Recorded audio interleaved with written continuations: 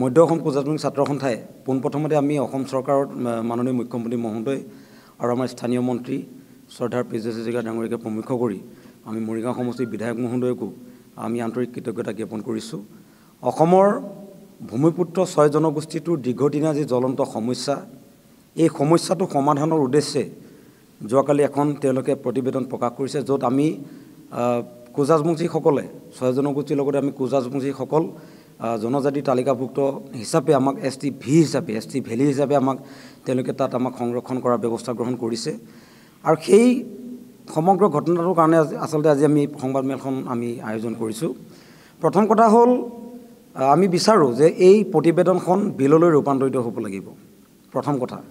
দ্বিতীয় কথা, আমি দেখিছোঁ, পূৰ্বতেও দেখিছোঁ, অসমৰ বিভিন্ন সময়ত অসমৰ বিভিন্ন আমাৰ কেন্দ্ৰীয় চৰকাৰ বা ৰাজ্য চৰকাৰে হওক আমাৰ এই ভূমিপুত্ৰ কোচবংশী লোকসকলকে ধৰি ৬ জনগোষ্ঠীক প্ৰতাৰণা আৰু প্ৰবঞ্চনাই কৰি আহিছে।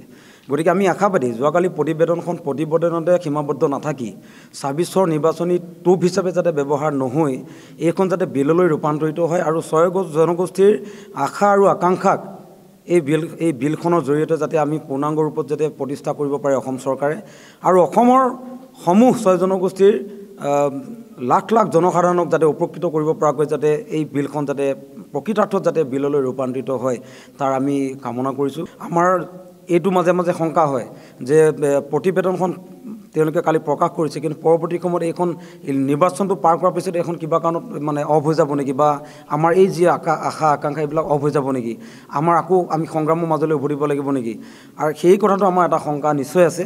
আৰু আমি এই কথাটো আজি সংবাদমেলৰ জৰিয়তে তাকো আমি ক'ব বিচাৰিছোঁ যে আমি জনজাতিকৰণটো পূৰ্ণাংগ পৰ্যায়ত নোপোৱালৈকে আমাৰ সংগ্ৰাম চলিব।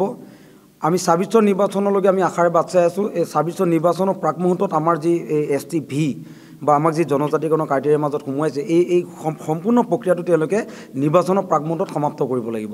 আমি প্ৰয়োজন সাপেক্ষে আমি ন' ST ন' ভোট ক'বলৈ বাধ্য হ'ম যদি আমাক চৰকাৰে এই প্ৰতিবেদনখন যদি বিললৈ ৰূপান্তৰিত নকৰে। দ্বিতীয়তে আৰু এটা কথা আমি আজি আপোনালোকৰ আগত আপোনালোকৰ জৰিয়তে অৱগত কৰিব বিচাৰিছোঁ যে কোজাজবংশীকে ধৰি ৬ জনগোষ্ঠীৰ জনজাতিকৰণৰ সন্দৰ্ভত যেতিয়াই অসম চৰকাৰে কিবা এটা পদক্ষেপ হাতত লয় সেইখিনি সময়তে কিন্তু এছামে আমাৰ এই ৬ জনগোষ্ঠীক বিৰোধিতা কৰিবলৈ তেওঁলোকে ৰাজপথ কঁপাই তেওঁলোকে সংগ্ৰাম কৰে।